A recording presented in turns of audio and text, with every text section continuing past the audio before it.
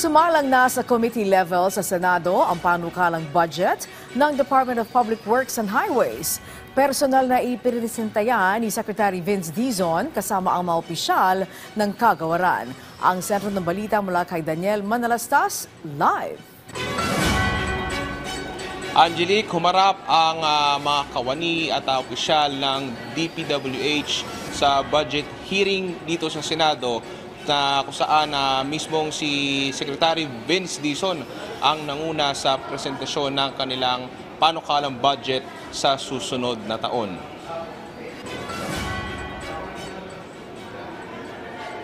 Simula pala ng pagdinig, tiniyak ni Dizon sa mga senador at tinanggal yung mga duplicate items sa kanilang budget. Ayon sa kalihim, ito'y parang pareho na proyekto pero hindi pa sinasabi ni Dizon na wala na talaga lahat ng ito.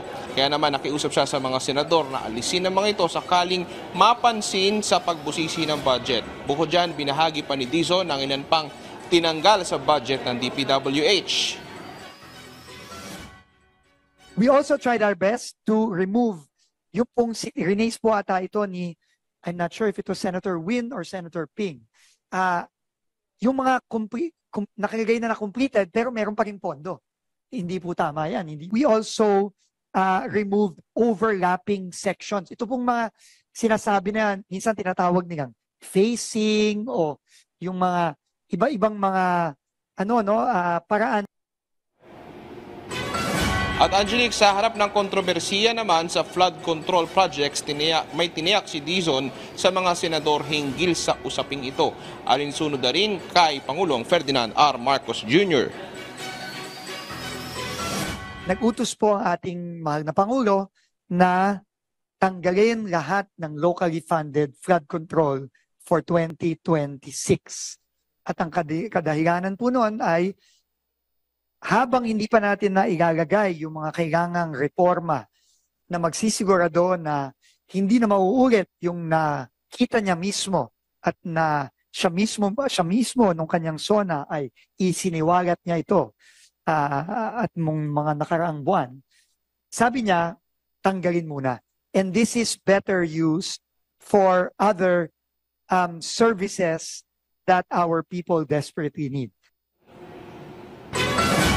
Angelique, sa harap naman ng dami ng problema ang kinahaharap ng DPWH sa kasalukuyan, kanina nagkaroon naman ng light moment kung saan biniro ng mga senador ito si Secretary Dizon.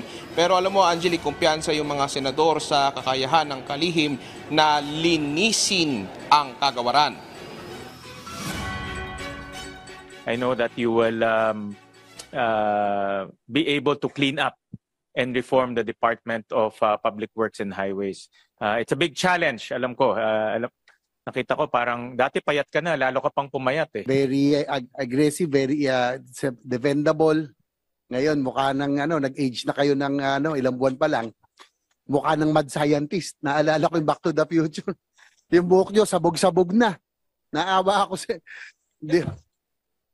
sabog-sabog na, no? Pero I understand the challenges that you are facing right now, and I don't envy your position right now. Although I honestly miss you, no, doon sa DOTR. Samantala, Angelique, sa kasagsagan naman ng budget hearing ng DPWH ng palabasin ng mga empleyado at mga senador dahil nagsagawa ng fire and earthquake drill ang Senado. Nagkaroon pa ng simulation sakaling tumama ang pinangangambahang The Big One. Lahat naman ay nakiisa sa earthquake drill at nang matapos ang simulation ay pinapasok na rin ang mga empleyado. Higit 625 billion pesos naman ang nasa Revised National Expenditure Program ng DPWH. Angelique. Yes, Daniel, dun sa lighter moment na tinanong nga si Secretary Vince tungkol sa kanyang itsura ngayon, ano ang kanyang naging tugon na sinasabing parang tumanda na siya o naging mukhang mad scientist na ang kanyang itsura ngayon? Angelique, hindi naman na nagkomento si Secretary Vince pero napatawa na lang ito kanina nung habang binibiro siya ng mga senador. Alright, maraming salamat, Daniel Manalastas.